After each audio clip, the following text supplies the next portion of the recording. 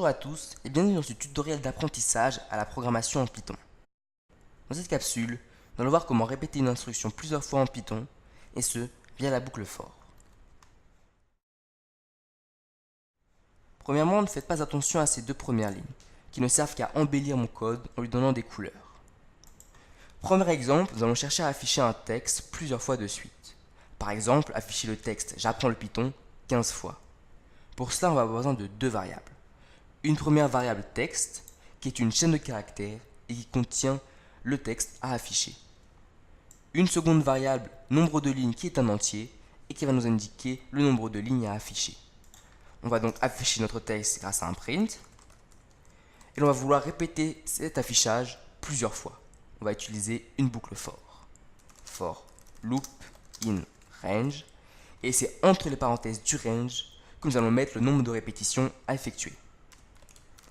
Dans notre cas, c'est nombre de lignes. On n'oublie pas les deux points, et très important, il faut décaler le print de 4 espaces. C'est ce qu'on appelle une indentation, que l'on peut aussi faire grâce à la touche tabulation du clavier. L'indentation est très importante car elle permet de distinguer ce qui doit être répété de ce qui ne doit pas l'être. Exécutons ce programme. On voit bien que Python a affiché 15 fois le texte « J'apprends le Python » grâce à la boucle for. Une remarque d'importance, c'est que l'indentation a une influence sur votre code. Par exemple, dans ce cas-ci, les prints de la ligne 5 et 6 sont indentés, mais celui de la ligne 7 ne l'est pas. On exécute ce programme, et on voit bien que c'est seulement le print de bonjour et comment ça va qui ont été répétés 10 fois. À bientôt n'a été affiché qu'une seule fois car il n'a pas été indenté, et donc Python considère qu'il ne fait pas partie de la boucle. C'est pour cela qu'il est très important d'indenter ces instructions. Nous allons passer à un second exemple. Cette fois-ci, nous allons donner plusieurs entiers à notre programme qui va les additionner ensemble et donc nous calculer la somme. Pour cela, nous avons besoin d'une variable résultat qui va contenir la somme et que l'on va afficher à la fin de notre programme. J'ai aussi besoin d'un nombre, d'une variable qui m'indique combien d'entiers le programme Python va lire. Comme c'est un nombre, j'ai toujours besoin de la fonction int qui va convertir la chaîne de caractères en entier. J'affiche une invitation à rentrer les nombres. Et c'est à ce moment-là que je vais devoir lire le nombre puis l'ajouter au résultat. Pour ça, une variable nombre avec un in de input pour récupérer l'entrée utilisateur et je l'ajoute au résultat en faisant résultat est égal à résultat plus nombre. Mais je ne veux pas faire cette opération qu'une seule fois. Ce que je veux faire, c'est que je veux le faire nombre entier fois, le nombre que l'utilisateur m'a donné. Alors qu'est-ce que je fais? J'utilise la boucle for. Et cette fois, entre le range, je mets nombre entier. Les deux points, et je n'oublie surtout pas d'indenter vers la droite. Voilà. Une fois ce calcul fait, je peux afficher à la fin mon résultat.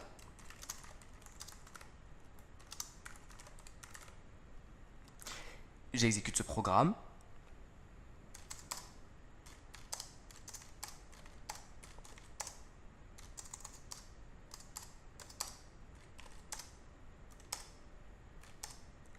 Nous pouvons voir que Python allume mes nombres, négatifs, positifs ou nuls, et les a ajoutés au résultat qu'il affiche à la fin.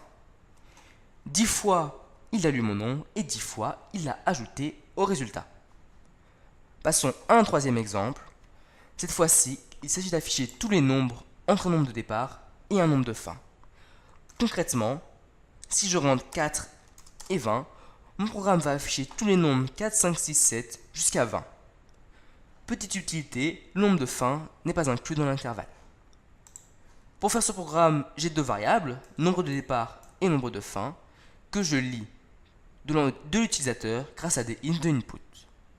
Pour cela, j'ai besoin de calculer l'écart, la distance entre le nombre de fin et le nombre de départ. Entre 80 par exemple, ce nombre est 16. Et ce que je vais faire, c'est que je vais prendre mon nombre de départ, 4, que je vais incrémenter. C'est-à-dire que je vais lui ajouter 1. Et je vais l'incrémenter et l'incrémenter et l'incrémenter jusqu'à ce qu'il ne devienne 20. Et combien de fois je dois incrémenter 4 pour que ça devienne 20? C'est 16, c'est l'écart. Donc je mets la variable écart entre les parenthèses du range, j'affiche mon nombre et à chaque fois je l'incrémente. Ce qui fait que quand je rentre des valeurs comme 102, 243. Toutes les valeurs entre ces deux nombres sont affichées. Passons maintenant à un exemple plus visuel. Voici la page internet du concours Castor, dont je vais résoudre un exercice ici même. Je vous donnerai un lien en fin de vidéo. Première différence, c'est que j'utilise des blocs et non pas du texte. En effet, j'utilise le langage de bloc Blockly au lieu de Python pour vous aider à mieux visualiser le concept de répétition. Premièrement, un programme très simple. J'utilise diverses instructions comme avancer vers la droite plusieurs fois, ramasser et déposer la bille. J'exécute ce programme instruction par instruction et on voit bien que chaque instruction est exécutée les unes à la suite des autres. Le problème, c'est que recopier ces blocs à chaque fois pour les 3 billes va vite devenir ennuyeux, répétitif et surtout inefficace. Ce que je vais donc faire, c'est remplacer ces instructions par un répété 4 fois avancé vers la droite. Et on voit bien que la boucle répétée en Blockly est l'exact équivalent de la boucle for en Python. 4 fois, je vais avancer vers la droite.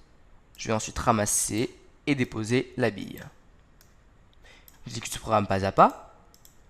Donc la boucle répétée répète 4 fois, avancer à droite, et ramasse et dépose la bille. Toutes ces instructions-là vont devoir être répétées pour chacune des 3 billes. Je vais donc utiliser un deuxième répété pour les 3 billes. Et cette instruction de rangement d'une seule bille, je vais la mettre dans cette boucle-là. Et c'est pour ça qu'on peut parler de boucle imbriquée. On a une boucle ici qui avance 4 fois à droite, qui elle-même est contenue, imbriquée dans une autre boucle. Exécutons.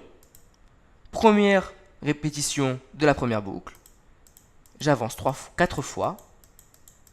Je ramasse et dépose la bille. Et je recommence une deuxième fois.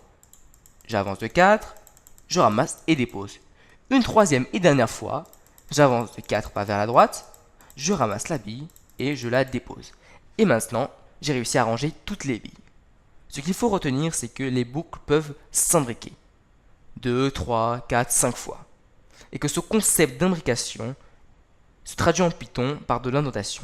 Et que c'est pour ça qu'il est très important d'imbriquer ces instructions en Python.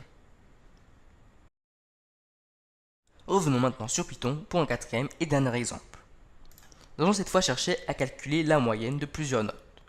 Je rappelle que la formule de la moyenne est la somme de toutes les notes divisée par le nombre de notes. Premièrement, nous allons encore avoir besoin d'une variable entière pour contenir le nombre de notes à lire. Nous l'utilisons avec un int de input, encore et toujours, et nous avons également besoin d'une variable totale initialisée à 0 qui va contenir la somme de toutes les notes. On utilise une boucle répétée, une boucle for, que l'on va répéter nombre de notes de fois. Chaque fois, on va lire la note avec un int de input et l'on va l'ajouter au total. Une fois le total calculé, on détermine la moyenne en divisant ce total par le nombre de notes que l'on affiche aussitôt, avec un print. J'exécute ce programme.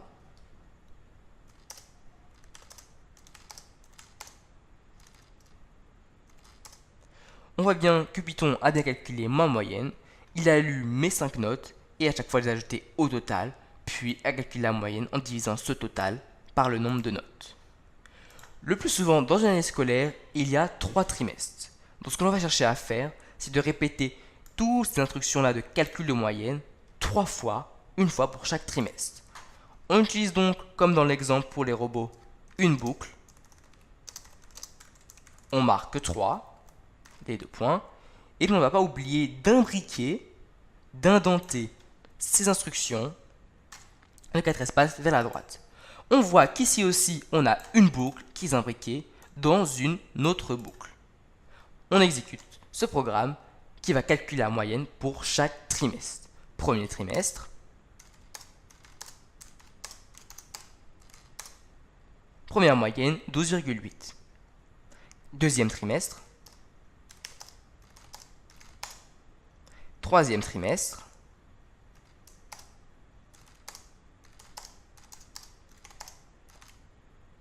on voit bien que le programme a calculé la moyenne 3 fois grâce à la boucle en extérieur.